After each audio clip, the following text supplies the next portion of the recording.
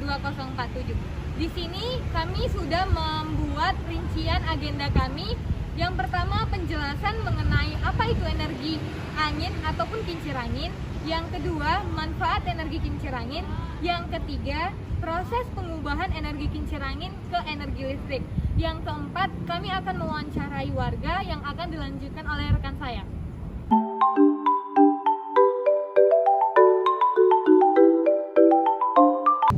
Halo guys, kenalin nama saya Christine Bubang dengan NIM 1122031. Di sini saya akan menjelaskan secara singkat apa itu energi kincir angin.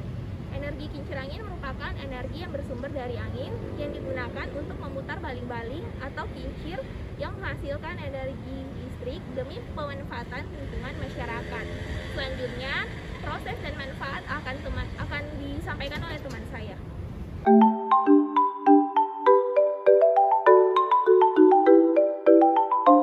Perkenalkan, nama saya Julana Kesentan dengan NIM 101222059. Di sini saya akan menjelaskan mengenai manfaat energi kincir angin bagi kehidupan sehari-hari. Pertama, energi kincir angin bermanfaat sebagai pembangkit listrik yang ramah lingkungan. Kedua, energi kincir angin dapat membantu menyalurkan air dalam irigasi.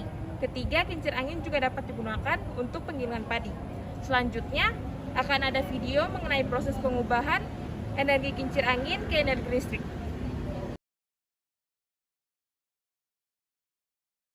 Pembangkit listrik tenaga angin, yang disebut juga dengan pembangkit listrik tenaga bayu, adalah pembangkit listrik yang mengkonversi energi angin menjadi energi listrik dengan memanfaatkan kincir angin untuk memutar rotor generator.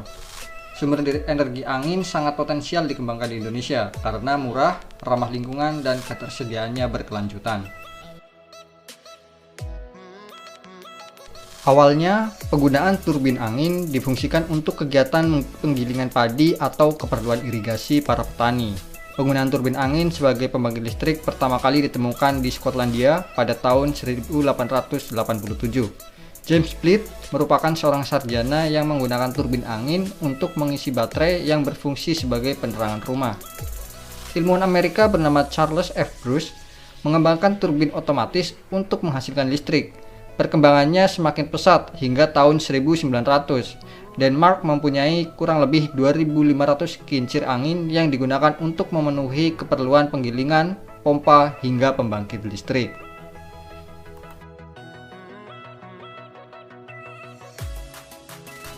Energi mekanis dari angin akan membuat kipas berputar. Putaran dari kipas umumnya lambat, namun dengan bantuan gearbox yang berisi kumpulan gerigi, putaran pada kincir yang rendah menjadi tinggi. Kecepatan putar juga dikontrol oleh brake system atau sistem pengereman agar kecepatan putar tetap terjaga. Putaran yang dikontrol menjadi stabil tersebut digunakan untuk memutar rotor pada generator dan menghasilkan energi listrik. Tegangan listrik dari generator bersifat AC, sehingga agar energi listrik dapat disimpan dalam baterai diubah terlebih dahulu menjadi DC pada sistem penyimpanan energi. Energi listrik yang tersimpan kemudian dapat disalurkan ke konsumen.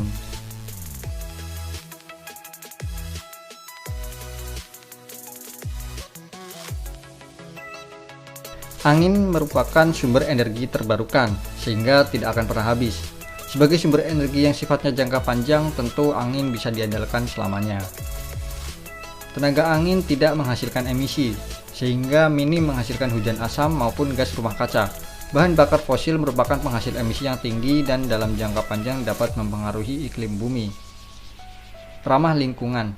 Salah satu kelebihan dari penggunaan energi ini adalah ramah lingkungan, dengan tidak mencemari lingkungan di sekitar. Space yang dibutuhkan relatif kecil. Jika dibandingkan dengan pembangkit listrik jenis lain, PLTB hanya memerlukan bangunan beberapa meter guna membentuk pondasi turbin angin. Tanah di sekitar turbin juga dapat digunakan untuk berbagai keperluan lain seperti pertanian dan perkebunan.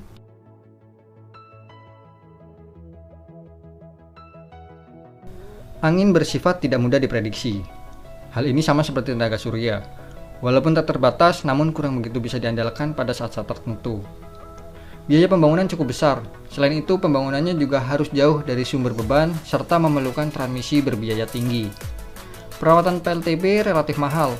Selain cost maintenance turbin angin yang mahal, usia pakai turbin juga tergolong singkat. Ancaman bagi kehidupan hewan. Burung yang terbang bebas, baik itu secara berkelompok maupun individu, memiliki kemungkinan untuk tertabrak turbin angin. Sebagai negara dengan garis pantai yang panjang, potensi energi angin di Indonesia sangat potensial untuk dimanfaatkan.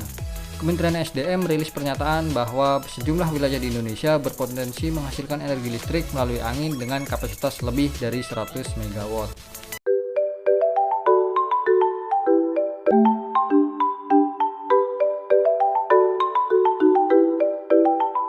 Halo, nama saya Vincentius, NIM saya 101222011. Hari ini saya akan mewawancari seorang mahasiswa untuk menanyakan pembangkit listrik tenaga kincir angin. Oke, halo Mas. Ya, halo. Nama Mas siapa? Nama saya Amro. Saya boleh mewawancarai Mas? Boleh. Saya akan mewawancarai yang pertama. Apakah Mas mengetahui apa itu kincir angin? Iya, saya mau tahu itu. Apa itu kincir angin, Mas? Kincir angin itu sebuah balon besar yang digerakkan oleh angin yang energinya itu disimpan pada generator gitu, setahu saya. Apakah kincir angin ini di Indonesia ini khususnya di Kebayoran sudah diterapkan? Di kawasan padat penduduk ini saya belum melihat sama sekali kincir angin.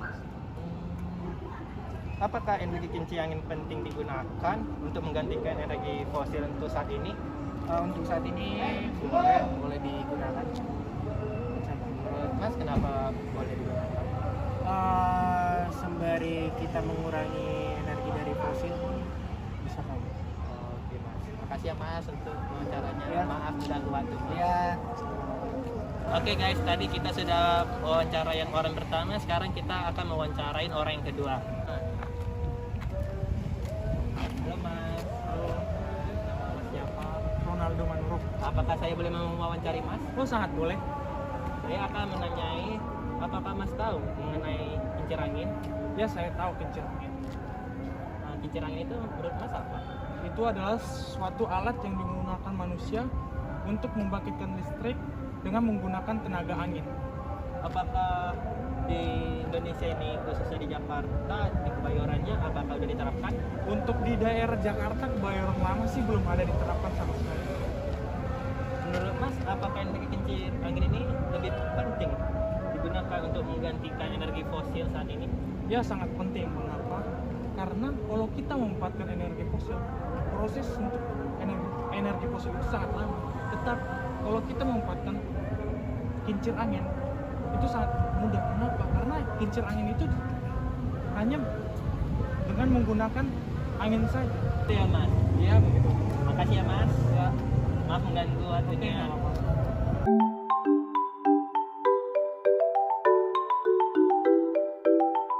Jadi kesimpulan yang didapatkan dari kelompok kami yaitu di kalangan mahasiswa sudah mengetahui energi kincir angin, namun untuk daerah Jakarta belum ada yang memanfaatkan energi kincir angin.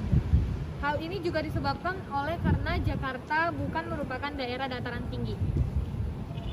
Teman untuk menerapkan penggunaan energi kincir angin agar untuk mendapatkan energi yang ramah lingkungan.